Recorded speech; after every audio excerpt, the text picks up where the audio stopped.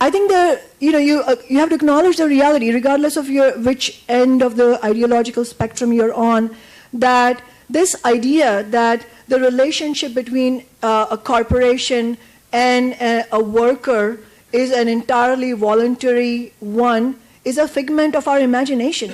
The reality is that the relationship depends upon the balance of power. Because if you were to really believe that it's totally a voluntary relationship, then you should be arguing for child labor, because that was legal at one time, and that was argued as a beneficial thing for the economy.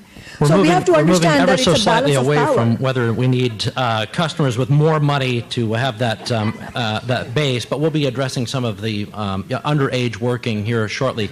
Ben, yeah, I mean, I'll refrain from talking about child labor, especially given the fact that the rationale for child labor laws is that children are incapable of consent, right? I mean, that's the rationale for child labor laws. Although your child did appear on television last night. She did, without her consent, but I will tell you that she immediately joined SAG-AFTRA. The rationale for child labor to be legal was that children are exploitable, more exploitable. That's why businesses wanted it, and people had to fight against it. Businesses may want it, but the fact is that the children are not capable of consent, which is why the legislation was appropriate from all ideological points of view. In terms of whether basically this trickle-up economics, this idea that if you pay people $15 an hour, it will help the general economy, it's evidencing a differential point of view with regard to how money is invested and what makes your life as a consumer better. The truth is that Mother Teresa did less good for the world than Bill Gates, as a general matter.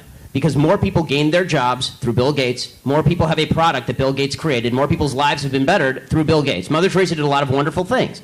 But the reality of the situation is that what makes your life better than people's lives were 50 years ago is all the new products and services developed by all the rich people who hire you. All of you out there who I'm sure are not rich, are you working for a poor person right now? Who is hiring you? Who's paying your salary? Unless you're working for the government, and even then you're not working for a poor person, you're paying for the rich people who actually pay the taxes that pay for you to work for the government.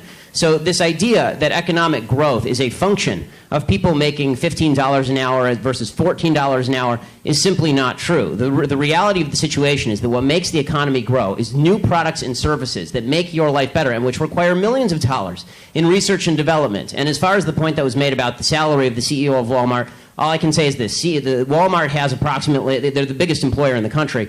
They have something on the order of 2 million employees across the country. Let's say we agree that 20 million is too much. And let's say that we cut that salary to zero. Great, we just gave everybody $10, right, for the year. So let's stop pretending that the vast wealth imbalance inside Walmart is causing poverty for people at the bottom.